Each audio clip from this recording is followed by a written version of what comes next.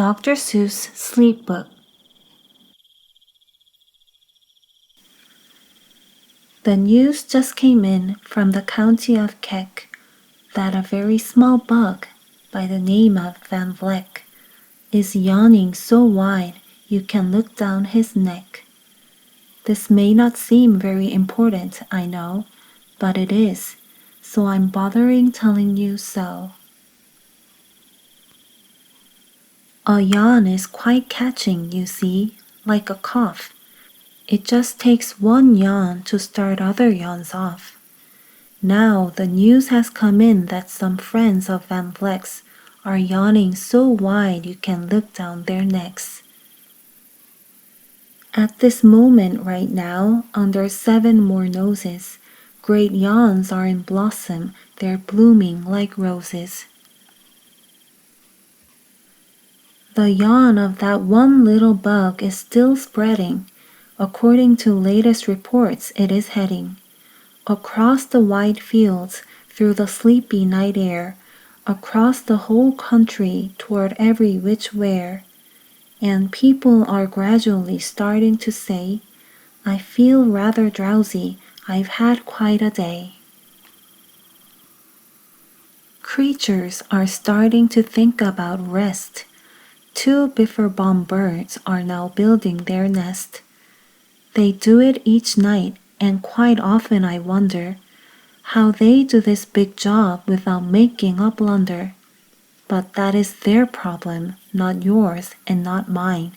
The point is, they're going to bed, and that's fine. Sleep thoughts are spreading throughout the whole land. The time for night brushing of teeth is at hand. Up at Herkheimer Falls, where the great river rushes and crashes down crags in great gargling gushes, the Herkheimer sisters are using their brushes. Those falls are just grand for toothbrushing beneath, if you happen to be up that way with your teeth. The news just came in from the castle of Krupp that the lights are all out and the drawbridge is up. And the old drawbridge drawer just said with a yawn, my drawbridge is drawn and it's going to stay drawn till the milkman delivers the milk about dawn. I'm going to bed now, so nobody better come round with a special delivery letter. The number of sleepers is steadily growing. Bed is where more and more people are going. In Culpeper Springs, in the Stilt-Walkers' Hall, the Stilt-Walker stilts are all stacked on the wall. The Stilt-Walker walkers have called it a day. They're all tuckered out and they're snoozing away. This is very big news, it's important to know, and that's why I'm bothering telling you so. Way out in the west, in the town of Merced, the Hinklehorn Honking Club just went to bed. Every horn has been quietly hung on a hook for the night in its own private Hinklehorn nook.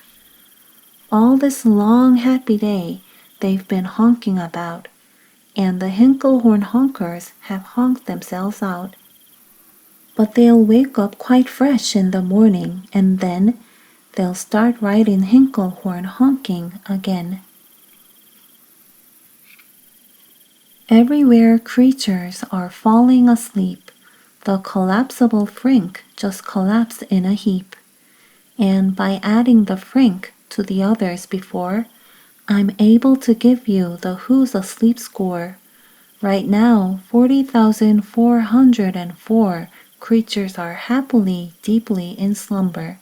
I think you'll agree that's a whooping fine number. Counting up sleepers, just how do we do it? Really quite simple, there's nothing much to it. We find out how many, we learn the amount by an audio-tellio count. On a mountain halfway between Reno and Rome, We have a machine in a plexiglass dome, which listens and looks into everyone's home. And whenever it sees a new sleeper go flop, it jiggles and lets a new biggle ball drop. Our chap counts these balls as they plop in a cup, and that's how we know who is down and who's up. Do you talk in your sleep? It's a wonderful sport, and I have some news of this sport to report. The world champion sleep talkers Joe and Mo Ritzoff have just gone to sleep and they're talking their heads off. For 55 years now, each chattering brother has babbled and gabbled all night to the other. They've talked about laws and they've talked about gauze. They've talked about paws and they've talked about flaws. They've talked quite a lot about old Santa Claus.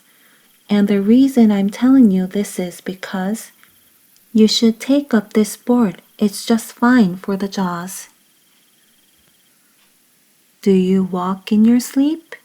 I just had a report of some interesting news of this popular sport.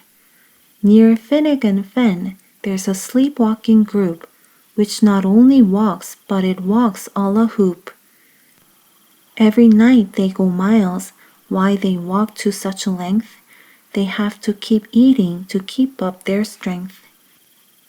So every so often one puts down his hoop, stops hooping and does some quick snooping for soup. That's why they are known as the Hoop Soup Snoop Group.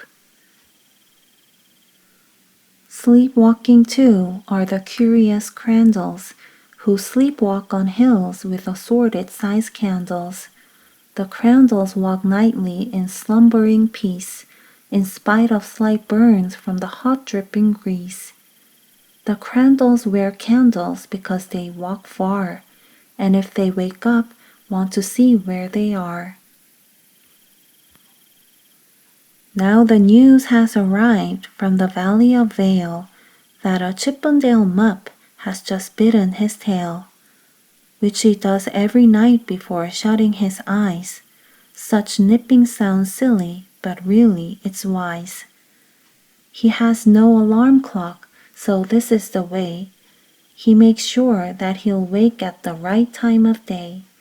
His tail is so long he won't feel any pain, till the nip makes the trip and gets up to his brain.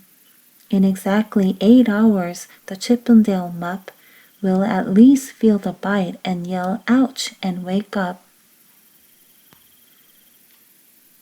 A Mr. and Mrs. J. Carmichael Crocs have just gone to bed near the town of Fort Knox, and they, by the way, have the finest of clocks. I'm not at all sure that I quite understand just how the thing works with that one extra hand, but I do know this clock does one very slick trick. It doesn't tick-tock. How it goes is tock-tick. So with ticks in its tocker and tocks in its ticker, it saves lots of time and the sleepers sleep quicker. What a fine night for sleeping. From all that I hear, it's the best night for sleeping in many a year. They are even asleep in the Zwieback Motel, and people don't usually sleep there too well. The beds are like rocks, and as everyone knows, the sheets are too short, they won't cover your toes.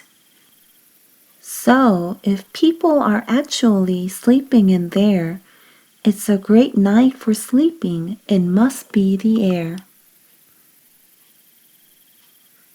It's a great night for snores. I just had a report of some boys who are tops in this musical sport. The snortiest snorers in all our fair land are Snorter MacPhail and his Snore Snort Band. This band can snore Dixie and Old Swanee River, so loud it would make for the elephants shiver. The loudest of all of the boys is MacPhail. He snores with his head in a 3-gallon pail. so they snore in a cave 20 miles out of town. If they snored closer in, they would snore the town down. Do you know who's asleep out in Funa Laguna? Two very nice Funa Laguna babuna. We've added them into our Who's Asleep count, which has grown to a really amazing amount. Exactly 8,808,000 creatures are sleeping now. Isn't that great? A jed is in bed, and the bed of a jed is the softest of beds in the world, it is said. He makes it from pom-poms he grows on his head, and he's sleeping right now on the softest of fluff, completely exhausted from growing the stuff. The news has come in from the district of Doft that two oft are asleep and they are sleeping aloft. And how are they able to sleep off the ground? I'll tell you, I weighed one last week and I found that an off is so light he weighs -1 pound. A moose is asleep. He is dreaming of moose drinks. A goose is asleep. He is dreaming of goose drinks. That's well and good when a moose dreams of moose juice, and nothing goes wrong when a goose dreams of goose juice. But it isn't too good when a moose and a goose start dreaming they're drinking the other one's juice. Moose juice, not goose juice, is juice for a moose, and goose juice, not moose juice, is juice for a goose. So when goose gets a mouthful of juices of mooses, and moose gets a mouthful of juices of gooses, they always fall out of their bed screaming screams. So, I'm warning you now, never drink in your dreams. Speaking of dreaming, I think you should note that the Bumbletop Club is now dreaming afloat. Every night they go dreaming down Bumbletop Creek, except for one night every 3rd or 4th week when they stop for repairs 'cause their bumbletops leak. But tonight they are afloat, full of dreams, full of bliss, and that's why I'm bothering telling you this. At the fork of a road, in the Vale of Vavode, 5-foot-weary salesmen have laid down their load. All day they've raced round in the heat at top speeds, unsuccessfully trying to sell zizzer-zoof seeds, which nobody wants because nobody needs. Tomorrow will come, they'll go back to their tour, they'll start on the road, zizzer-zoofing once more. But tonight, they've forgotten their feet are so sore, and that's what the wonderful nighttime is for. Everywhere, creatures have shut off their voices. They've all gone to bed in the bed of their choices. They're sleeping in bushes, they're sleeping in crannies, some on their stomachs and some on their fannies. They're peacefully sleeping in comfortable holes, some even on soft-tufted barbershop poles. The number of sleepers is now past the millions. The number of sleepers is now in the billions. They're sleeping on steps, and on strings, and on floors, in mailboxes, ships, and the keyholes of doors. Every worm on a fishhook is safe for the night. Every fish in the sea is too sleepy to bite. Every whale in the ocean has turned off his spout. Every light between here and Farfoodle is out. And now, adding things up, we are way beyond billions. Our Who's Asleep score is now up in the zillions. 99 zillion, 9 trillion and 2 creatures are sleeping, so how about you? When you put out your light, then the number will be 99 zillion, 9 trillion and 3. Good night.